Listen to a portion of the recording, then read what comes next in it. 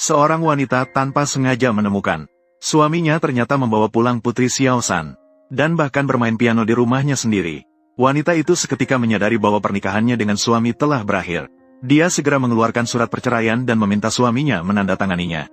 Lalu dia menarik kembali semua hak cipta lagu suaminya. Hanya karena suaminya melanggar janji yang mereka buat. Ternyata wanita itu sejak kecil menyaksikan pengkhianatan ayah terhadap ibunya. Karena ayah jatuh cinta pada guru piano gadis itu. Dan bahkan memiliki anak. Ayah memutuskan untuk bercerai dengan ibu secara tegas. Ibu yang sangat terpukul itu menenangkan gadis dengan bermain piano untuknya. Kemudian dia melompat dari gedung dan mengakhiri hidupnya di tengah suara piano gadis itu. Tak lama kemudian, ayah membawa Xiao San untuk tinggal bersamanya. Sejak saat itu, gadis itu mulai takut untuk bermain piano. 5 tahun lalu, saat wanita menikah dengan suaminya, dia menyatakan, jika suatu hari pria itu ingin bercerai, dia akan memainkan sebuah lagu piano untuk wanita. Pria itu segera menjamin kepada wanita, tidak akan ada piano di rumah. Bahkan di tempat kerja, pria itu juga menolak semua pertunjukan yang berhubungan dengan piano.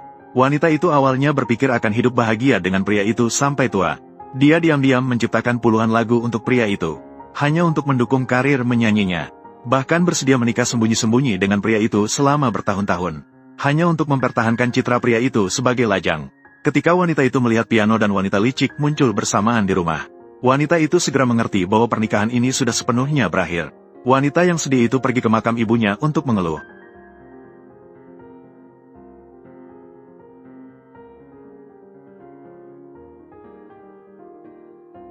Saat itu, pria itu menelepon untuk mendesak wanita tersebut tentang lagu barunya. Wanita itu tiba-tiba teringat bahwa dulu dia juga diam-diam menulis lagu untuk pria itu. Hanya berharap pria itu bisa bangkit suatu hari. Mereka bisa menjalani kehidupan yang baik. Saat itu, sakit perut wanita itu tiba-tiba kambuh. Pria di ujung telepon juga menyadari bahwa wanita itu mengalami sakit perut. Dia meminta wanita itu untuk menunggu di tempat. Dia akan datang untuk membawanya ke rumah sakit. Namun, tidak sampai 2 menit, pria itu mengirim pesan.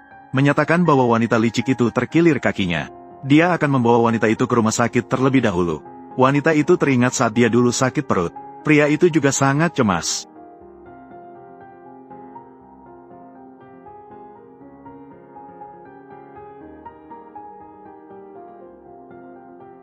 Sekarang, wanita licik itu berusaha sekuat tenaga untuk mengikat pria itu. Namun, pria itu sama sekali tidak menolak. Wanita itu mengerti bahwa pria itu telah berpaling. Dia tidak lagi pantas untuk dia berkorban.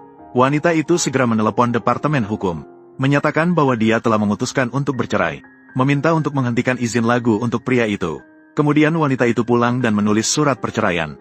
Setelah menghabiskan waktu dengan wanita berperhitungan itu, pria itu juga kembali ke rumah. Dia memberikan selembar tiket konser kepada wanita itu. Wanita itu teringat bagaimana pria itu takut mengungkapkan status pernikahannya. Dia bahkan tidak pernah mengundangnya. Kini wanita itu sudah tidak membutuhkan tiket itu. Jadi, dia langsung menolak pria itu. Pria itu juga menyatakan bahwa hari ini adalah hari peringatan 10 tahun pernikahan mereka. Dia ingin makan malam bersama wanita itu. Ketika wanita itu tiba di restoran, dia malah menemukan bahwa wanita berperhitungan itu juga ada di sana. Wanita itu segera berbalik dan pergi. Namun, pria itu menariknya kembali. Dia mengatakan bahwa wanita berperhitungan itu adalah saudara perempuannya. Dia berharap wanita itu melepaskan kebencian terhadap wanita berperhitungan itu. Wanita itu dengan marah menyerahkan surat perceraian kepadanya. Dia menyatakan bahwa dia ingin bercerai. Wanita berperhitungan itu segera mulai melakukan pertunjukan seni teh. Dia mengatakan bahwa wanita itu tidak mau memberinya kesempatan untuk menebus kesalahan. Pria itu juga berpendapat bahwa konflik generasi sebelumnya tidak ada hubungannya dengan wanita berperhitungan itu. Wanita itu benar-benar kecewa pada pria itu. Jadi, dia mendesak pria itu untuk segera menandatangani. Pria itu hanya menganggap bahwa ini adalah trik wanita itu untuk menarik perhatian. Dia segera menandatangani dokumen tersebut. Larut malam, pria itu pulang dan tidak melihat sosok wanita itu. Dia mengirim pesan untuk memberitahu bahwa dia lapar. Dia mendesak wanita itu untuk pulang dan memasak bubur. Wanita itu teringat ketika dia sendiri. Memang setiap malam dia memasak bubur untuk pria itu. Tetapi sekarang tidak mungkin lagi kembali ke masa lalu. Wanita itu langsung menyatakan bahwa mereka telah bercerai. Kemudian dia mematikan ponselnya dan tidak lagi memperhatikan pria itu. Keesokan paginya, wanita melihat pria mengeluarkan berita, mengatakan bahwa dia akan mengumumkan status pacarnya pada hari konser. Mengumumkan identitas pacar. Wanita menyadari bahwa pria ingin memaksanya untuk berkompromi dan mengalah. Tanpa disadari, yang mengangkat pria bukan dirinya sendiri, melainkan lagu yang ditulis wanita untuknya. Wanita kemudian pergi ke studio pria.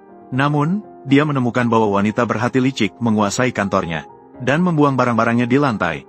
Wanita berhati licik dengan tegas mengatakan bahwa dia akan membuat pria jatuh cinta padanya. Wanita hanya tersenyum sinis.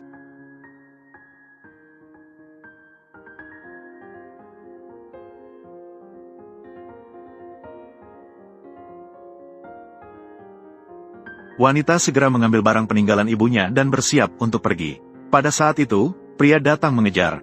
Dengan tegas, dia berkata jika wanita mau meminta maaf kepada dirinya dan wanita berhati licik, dia akan mengumumkan bahwa wanita adalah istrinya. Jika tidak, jangan datang ke konser malam ini. Wanita menyatakan bahwa dia sebenarnya tidak ingin datang. Dia pun pergi tanpa menoleh ke belakang. Tak lama kemudian, konser pun dimulai. Pria mengintip dari belakang panggung. Di kursi penonton, benar saja tidak ada sosok wanita. Staf mengatakan bahwa wanita sudah mematikan teleponnya. Namun, wanita berhati licik berkata lugas bahwa wanita hanya sedang ngambek. Konser pria tetap lebih penting.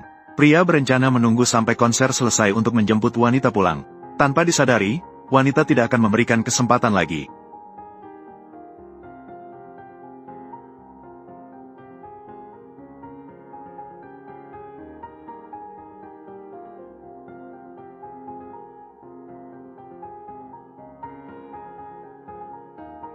Apa yang telah terjadi? CEO Cheng, ada yang tidak beres. Surat pengacara Wan Qi sudah sampai di perusahaan. Mengambil kembali semua hak lagumu. Oh begitu ya, kamu di dalam sana. Apakah kamu ingin mengambil kembali mesin audisimu?